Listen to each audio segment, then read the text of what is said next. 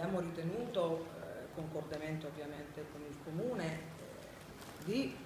intensificare quella che è l'attività di controllo del territorio, facendo però una premessa doverosa, perché l'attività di controllo del territorio di tutta la provincia di Treviso e in particolare della città è già molto intenso, con risultati significativi da parte delle forze di polizia.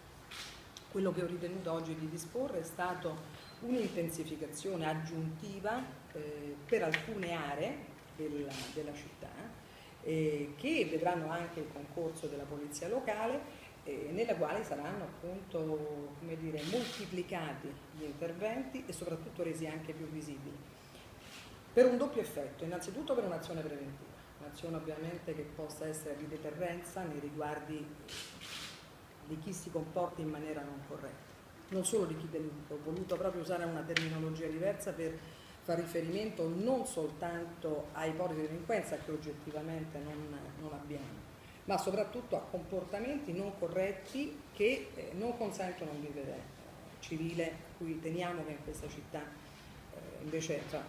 ci possa essere. In secondo luogo, per un'azione ovviamente di controllo, di repressione, che già viene effettuata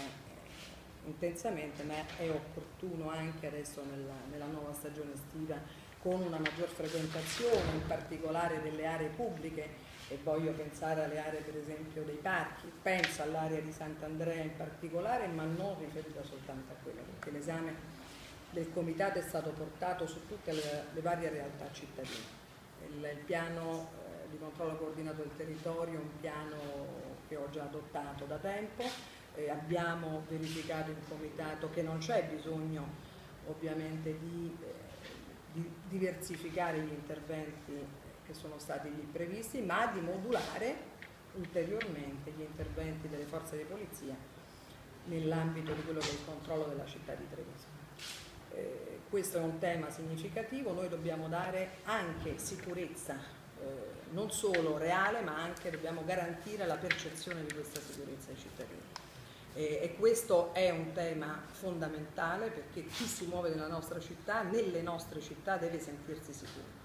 deve sapere che le forze di polizia ci sono, che i controlli sono effettuati a tappeto, ma deve sentirsi sicuro in ogni momento del giorno e della notte.